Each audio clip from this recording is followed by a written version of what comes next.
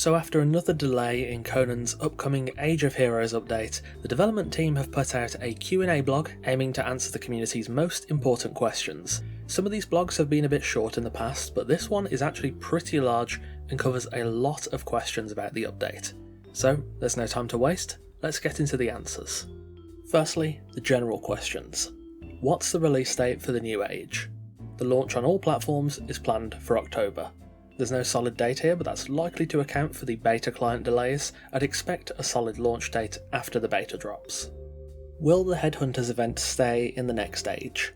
Headhunting will be disabled when the Age of Heroes Chapter 1 launches. It will return at a later date and will be communicated in advance. I'm not sure if another event will cycle in here. It seems like the right time to bring back the Sacred Hunt with hopefully a better balance on the grind, but there's no confirmation of that. I'm pretty sure a new event won't come, otherwise they would have already announced it. What's the goal for public beta testing? Public beta helps us to identify critical issues that can only be found in a live environment and adjust the player experience to align with what's expected.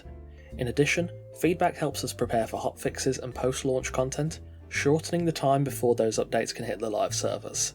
Additional bug reports are also a massive help, even for known issues, as they may contain various hints to help us fix them. Pretty standard stuff on that question, but it's good to have a solid response on what the express purpose of the beta client is. Now let's move on to the living settlements questions, where the majority of the answers are. Will workers consume items like food and other resources from my base? They won't consume items to fulfill their needs, but they can be given food and healing wraps or potions as all thralls could before. They can also take food from a thrall pot if available. Will guards continue guarding, or will they also wander around? Archers, fighters and performers will stay put and continue emoting as you set them. Only workers will have their needs and act upon them. Will workers be able to use elevators, open doors and gates? We don't have plans to allow them to use elevators. Worker followers will wander on a valid direct path from one place to another. They will, on the other hand, be able to open doors and gates to go about their business. I'm not too sure how I feel about thralls opening doors and gates. It makes sense but could also create some issues. However, there is an answer a bit further on that I think adds some good context to this. What happens to thralls stored in chests and fridges? Workers that are stored in those containers before the update will remain stored until you place them into the world. Once placed, they cannot be itemised again or stored away, equal to the current system for fighters, archers and performers. Do we need to place one thrall per station? As soon as a worker joins your clan by being placed into the world, their bonuses apply and they will be visible in all profession-aligned stations within 50 metres of them, which is about 19.5 foundations. For example, a blacksmith would appear on the blacksmith bench, the tinkerer's bench and so on. Therefore, one thrall of each profession is enough to cover several stations at once. That was the impression I got from the stream, but it's good to know for certain. It sounds like you can use a single tier 4 smelter across multiple furnaces, for example, which should help somewhat in mitigating the increase in the amount of thralls you're going to have contributing to your thrall limit. Are crafter thralls that are set to follow affected by the down but not out rules? Yes. Crafter thralls that are downed in battle will wait for you to restore them back to health with the same 3 strikes within the system timeframe before they die permanently. Players usually trade and gift itemised thralls to others. Is this still possible? As long as they aren't placed in the world, they will be an item that can be traded just like any freshly converted thrall. Will the thrall cap change with the update? Our team is testing the performance around living settlements extensively, and if we decide to reduce the thrall limit, we will make sure to announce it beforehand. It would only be enforced on official servers. At the moment, we're hopeful that it won't come to that, as the animations only occur when a player is nearby. Still no solid yes or no on the thrall cap changes, though the final part of that answer does seem at least a bit hopeful. I imagine feedback from the beta will also influence the final decision. What will happen to existing followers if workers exceed the thrall cap on official servers? You won't be able to place workers that exceed the thrall cap. When the update goes live, all crafting thralls will still be inventory items that will need to be placed into the world, which will obey the existing thrall caps. Basically, all workers get converted to items when this update lands, so your thrall count won't suddenly jump up. You have to manually place them, so you won't suddenly log in 30 thralls over the limit. Can we limit where workers go or have off-limits places in our bases? Crafter thralls will wander to fulfill their needs up to 50 metres, 19.5 foundations, away from their workstations. They would not need to wander away and access other rooms in your base if they have a campfire, bed and seating locations near their stations. Building and decorating with this in mind can help you limit access, such as with tavern patrons. To be honest, this is kind of how I thought the system would work, though having that 50 metre wander radius stated is useful. I'm already planning to make a video on how to build with this system in the future, but the simple rule is they will go to their nearest available amenity, so as long as your bedroom isn't the closest, thralls shouldn't be wandering into your personal quarters. Can we control which beds, chairs and other placeables we would like thralls to use? There is no direct control or toggle at this moment for this level of control, but as stated above, you could potentially limit their access by planning on where to build your workshop and installations to fulfill their needs. Can we set up specific behaviour for workers? Do this, stay here, emote, etc. Their need will prevail over any player's command. Emoting isn't removed, but since followers override it almost immediately, they effectively can't do it. I will say that's a touch disappointing to hear, but makes sense. Thralls can't emote and fulfill their needs at the same time, and fighters, performers and archers are still able to emote in place. Is there any particular reason why we would want workers to be able to fight? The purpose of living settlements is to make things feel more organic, natural and immersive. They're humans just like everyone else, as they always should have been. Protect them or let them fight, that's up to you, Exile.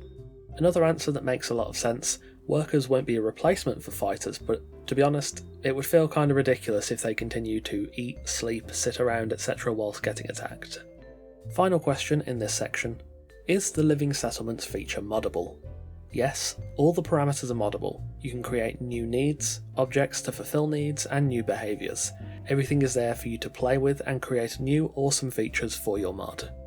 Now let's get on to the questions about companions. Does the sorcerer use spells? We don't want to spoil the fun, you will be able to find that out soon. To me, it sounds like the sorcerer might use spells either as a story thing or it might be tied to his perks maybe. Hard to say for now, but that's not a no, so I don't see him ending up as just another fighter in sorcery gear. Can multiple people do the quest for one NPC simultaneously in a clan? Yes, each player will have their own progression through the quests and can restart them to recruit more companions as soon as they finish the previous one. Will there be more companions in the future? There are 2 companions at the launch of this chapter, with future chapters introducing more. Can I have more than one companion at the same time? Yes, you can have multiple companions of the same character active at the same time. You can go through the quests as many times as you want to recruit them. Are companions more powerful than other followers? They have unique and new perks, but their power is balanced with existing followers. I personally take that answer as them being on par with other named tier 4 followers, given they require a fair amount of work to actually attain. It isn't confirmed specifically as equivalent to tier 4, but that's my reading anyway. If my companion dies, will I have to go through the quests again? Yes. Their quests are repeatable activities in which you can differentiate their perks by your character's actions. Finally, in the companions section, will companions be added to the Isle of Siptar? No. They are specific to the Exile lands and their quests and voice lines are heavily based on locations and details from the original map. I'm hoping this answer is just in relation to the companions coming in this chapter, Freya and Lu Fei, and not future companions too. There's no clarification on if that is the case. This answer could really be taken either way. I would imagine that voice-acted companions will always be on the Exile lands, but if there are other animals or just generally non-verbal companions, I would like to see them on both maps, so this answer just lacks a little bit of clarity. Finally, a couple of questions about thrall cages. Will the cages in the Exile lands be accompanied by jailers as well? Yes, you can find them around the areas where the cages are present and fight them for the keys. Last question, are the cages going to be balanced so that we get a better selection of thralls, including tier 4 thralls in those cages? If so, will this change apply to Siptar as well? We have updated cages to dish out barkeepers and crafting thralls, so the balance has changed in terms of what is available, but there is not a higher chance to get a tier 4 thrall from cages. Tier 4s have always been possible to get, the chance is just lower. This all applies to Siptar as well. So that wraps up all the questions and answers. There were a fair few questions in here that I posed in the video where I took questions from my Discord server a little while ago. I don't want to say they got the questions from my video, but I'm very happy they were answered.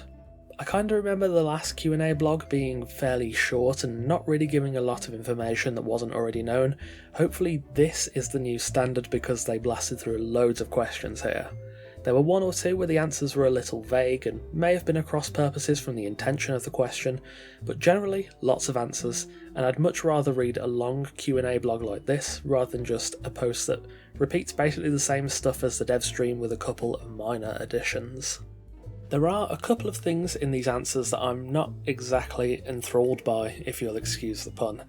I'm not sure that I like thralls being able to open doors and gates, nor do I really like not being able to explicitly restrict them from certain placeables or areas, but I feel like that's going to be doable in a roundabout way through building and decoration. Hopefully by them opening doors it does mean they won't get jammed up and thus won't end up blocking your path as you're just trying to walk around your base, but until we have the beta, that remains to be seen. Additionally, I've thought about it a bit and I would have liked to have a server-side toggle for the living settlement system, or at least just the wandering around part. Enforce it on official servers, sure, but I think private servers should have that option. I imagine somebody will quickly make a mod to disable that part of the system when this update drops. I know heavily modded servers or those with a large population will likely want to turn it off. I just wish this feature was native. All of that being said though, I'm quite pleased with the Q&A blog. Lots of questions and lots of answers. They could have covered more and gone more in depth on a few things, but compared to some of the previous Q&As this is a big improvement, and hopefully it's a standard going forward for communication blogs like this. Anyway, that wraps us up for today with the Age of Heroes Chapter 1 Q&A. I'm recording this on the 29th of August and the beta is scheduled for September 5th, though last time I said that it got delayed again, so hopefully that doesn't happen this time around. Of course I'll be covering all the important news around the Age of Heroes as soon as the beta drops, so make sure you subscribe so you don't miss a thing. Thank you for watching, and of course a massive thanks to our wonderful esteemed coffee cultists for continuing to support the channel over on Patreon. If you enjoy my content, check out the Patreon linked in the description and the pinned comment to get content early, alongside plenty of other benefits, or you can join for free just to see what's coming in the week ahead. Again, thanks for watching, take care, and I'll see you soon.